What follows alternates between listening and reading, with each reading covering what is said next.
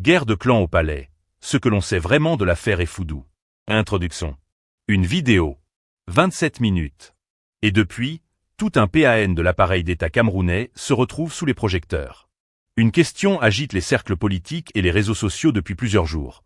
Que s'est-il réellement passé entre un officier de gendarmerie et les plus hautes sphères de la présidence? Entre accusations, démentis attendus et silences qui en disent parfois long, une chose est sûre. Au sommet de l'État, les tensions internes ne se cachent plus derrière les portes closes des tout-dits. Nous allons poser les faits, un par un, sans conclure à la place de la justice. Partie 1. Le contexte. Ce qui est établi. Avant d'aller plus loin, distinguons ce qui relève du fait vérifiable de ce qui relève de l'allégation. Ce qui est un fait. Plusieurs personnalités occupent, de manière publique et connue, des postes clés autour de la présidence de la République.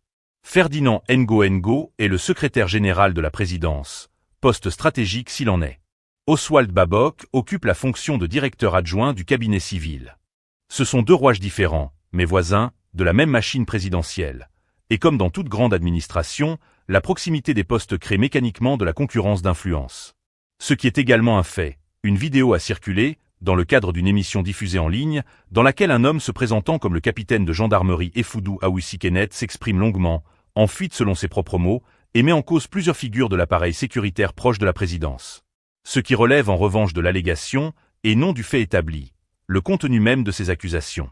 Ni la justice, ni une enquête indépendante n'ont à ce stade confirmé ou infirmé les propos tenus. Nous les rapportons donc comme des déclarations, pas comme des vérités.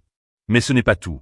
Pour comprendre pourquoi cette vidéo a un tel retentissement, il faut remonter quelques mois en arrière. Partie 2. Des mois de turbulence autour du cabinet civil. Selon plusieurs relais médiatiques camerounais, Oswald Babok aurait traversé, ces derniers mois, une séquence particulièrement difficile.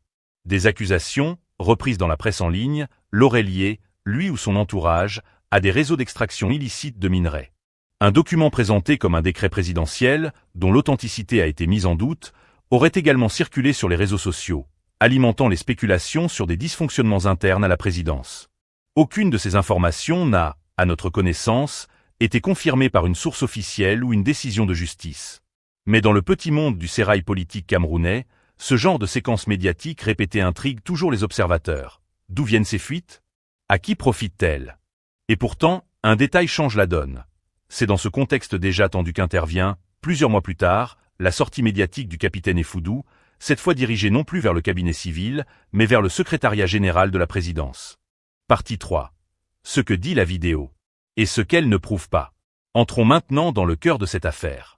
C'est précisément ici que commence la frontière, parfois très fine, entre ce qui est affirmé, ce qui est démontré et ce qui relève encore de l'allégation. Dans sa vidéo, le capitaine Effoudou Ngo déroule un récit particulièrement grave. Il affirme avoir fait l'objet de menaces qu'il attribuerait à plusieurs personnalités influentes de l'appareil sécuritaire et politique camerounais. Parmi les noms qu'il cite figureraient notamment Ferdinand Ngo, Rémi Zemeka, le vice-amiral Joseph Fouda, le chef d'escadron Bissé Vladimir ainsi que le lieutenant-colonel Dieudonné Bialo. Selon ses déclarations, il aurait reçu des pressions après avoir entrepris certaines démarches liées à son dossier.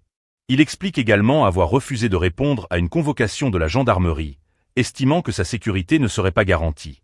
Pour justifier cette décision, il évoque publiquement l'affaire Martinez-Zogo, estimant que cette précédente affaire illustrerait, selon lui, les risques auxquels pourraient être exposées certaines personnes lorsqu'elles se retrouvent au cœur de dossiers sensibles. Mais ici, il faut absolument ralentir le rythme. Parce que dans notre espace médiatique, on a parfois tendance à transformer une déclaration en preuve, une vidéo en jugement définitif, une conférence de presse en décision de tribunal. Or ce n'est pas ainsi que fonctionne un état de droit. À l'heure où nous réalisons cette analyse, les déclarations du capitaine Effoudou demeurent des affirmations publiques. Elles n'ont pas, à notre connaissance, été confirmées par une décision de justice ou par une enquête officielle rendue publique établissant les responsabilités des personnes qu'il cite. Autrement dit, nous rapportons ce qu'il dit. Nous ne pouvons pas affirmer que ce qu'il dit est établi comme un fait. Et cette nuance est fondamentale. Parce qu'au Cameroun, comme ailleurs, chacun bénéficie de la présomption d'innocence tant qu'aucune juridiction compétente n'a établi le contraire. Cette précision peut sembler juridique. En réalité, elle protège tout le monde. Aujourd'hui, ceux qui sont accusés. Demain peut-être celui qui accuse.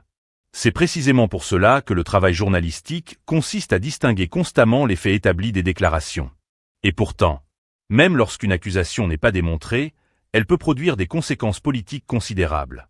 C'est là que cette affaire devient particulièrement intéressante.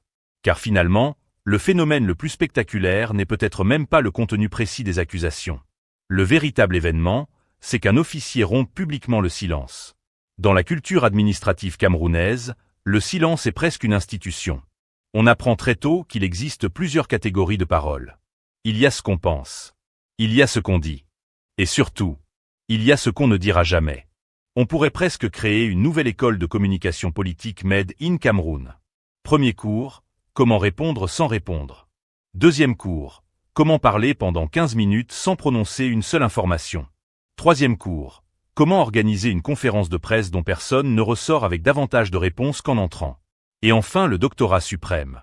Comment rester silencieux pendant plusieurs années tout en donnant l'impression que tout est parfaitement sous contrôle. Voilà pourquoi cette vidéo provoque autant de commentaires. Parce qu'elle casse brutalement un code implicite.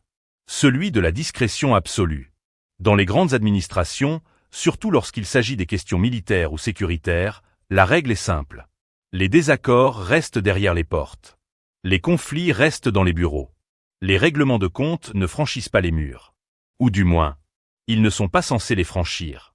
Lorsqu'un officier choisit au contraire la parole publique, cela devient automatiquement un événement politique. Indépendamment même de la véracité de ses accusations. Car cette prise de parole envoie plusieurs messages. Le premier est évident. Il signifie que l'intéressé estime ne plus disposer d'autres canaux efficaces pour faire entendre sa version. Le deuxième est plus subtil. En s'adressant directement à l'opinion publique, il transforme un différend qui aurait pu rester administratif en affaire nationale. Et le troisième est peut-être le plus important.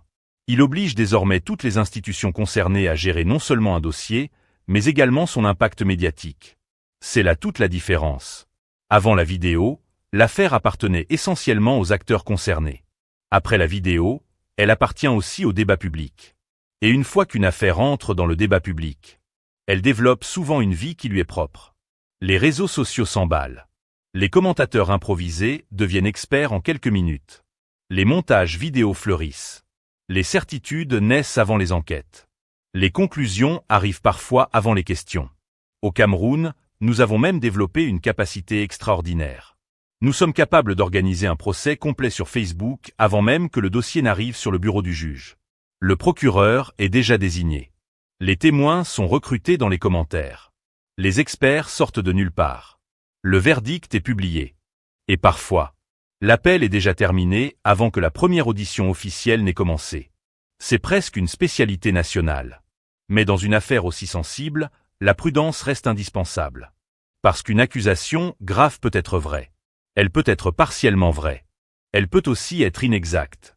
Seule une enquête sérieuse, contradictoire et conforme aux règles de droit peut permettre d'établir les faits. En attendant, ce qui est objectivement observable, c'est que cette vidéo relance le débat sur les rapports entre pouvoirs politiques, institutions sécuritaires et communications publiques au Cameroun. Elle rappelle aussi combien la confiance dans les institutions demeure un enjeu central. Lorsqu'un officier affirme publiquement ne plus avoir confiance dans certaines procédures, cela interroge naturellement une partie de l'opinion.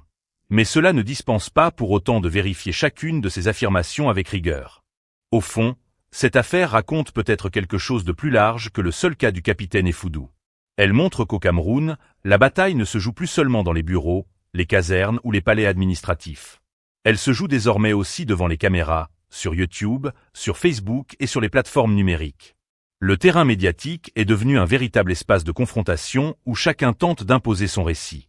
Et dans cette guerre des récits, une règle doit rester non négociable.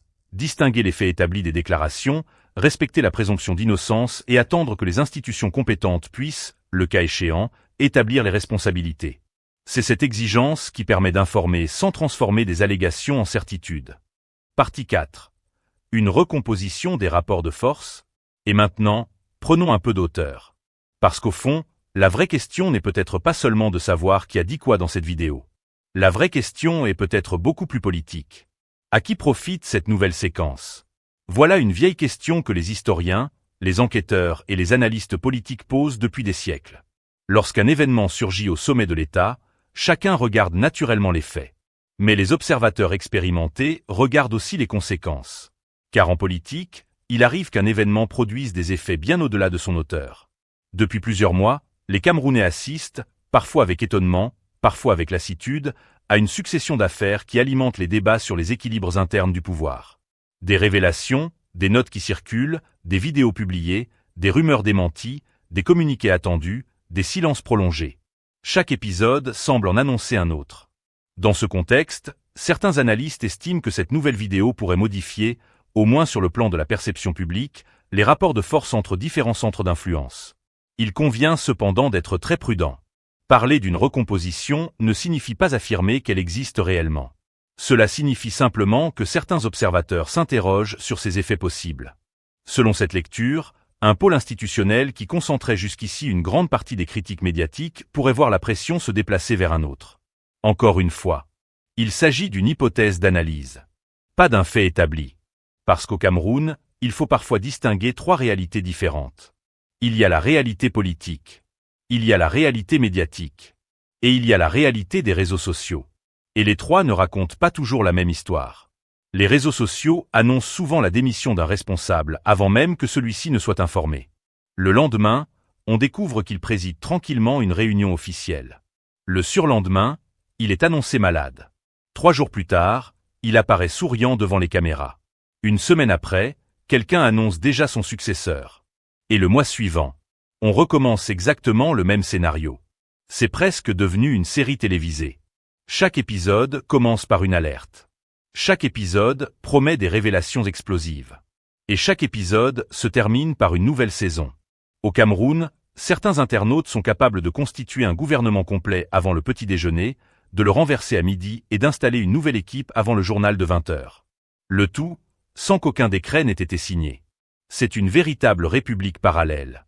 La république des captures d'écran. Là-bas, les nominations voyagent plus vite que les communiqués officiels. Les remaniements sont permanents. Les promotions sont quotidiennes. Les limogeages sont hebdomadaires. Et les démentis arrivent toujours avec plusieurs stations de retard. Mais derrière cette satire se cache une question sérieuse. Pourquoi chaque document, chaque fuite, chaque vidéo provoque-t-il autant d'attention? Parce que cela révèle probablement une chose. Lorsque les institutions communiquent peu, d'autres occupent naturellement l'espace.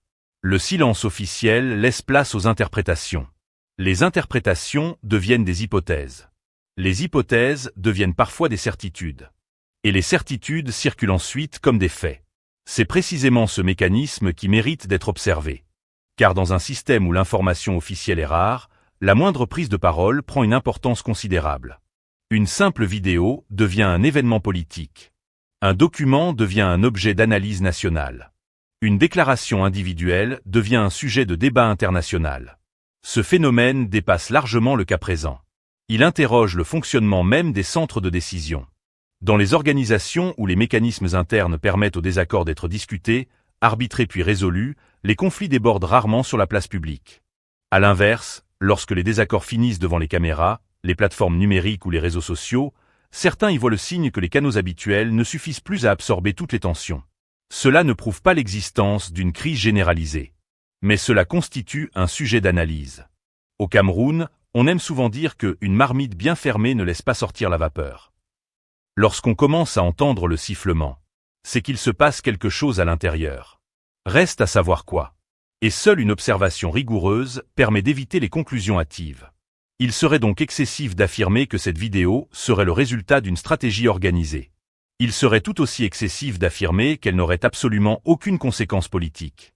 Entre ces deux extrêmes existe une troisième voie. Celle de la prudence. Observer. Comparer. Attendre. Vérifier. C'est moins spectaculaire. Mais c'est beaucoup plus utile. Parce que l'histoire politique nous enseigne une leçon simple. Les grandes recompositions ne s'annoncent presque jamais avec une fanfare. Elles apparaissent souvent progressivement. Au début, un détail semble anodin. Puis un deuxième. Puis un troisième. Et plusieurs mois plus tard, les observateurs réalisent que l'équilibre a changé. Ou au contraire, ils découvrent que rien n'avait réellement changé. C'est pourquoi il serait prématuré d'annoncer aujourd'hui une victoire ou une défaite de qui que ce soit. Les institutions continuent de fonctionner. Les responsabilités demeurent en place. Et les seules certitudes sont celles que les faits permettront d'établir. En attendant, cette séquence rappelle une réalité presque universelle. Le pouvoir ne se joue pas uniquement dans les bureaux. Il se joue aussi dans la communication. dans la perception, dans les récits.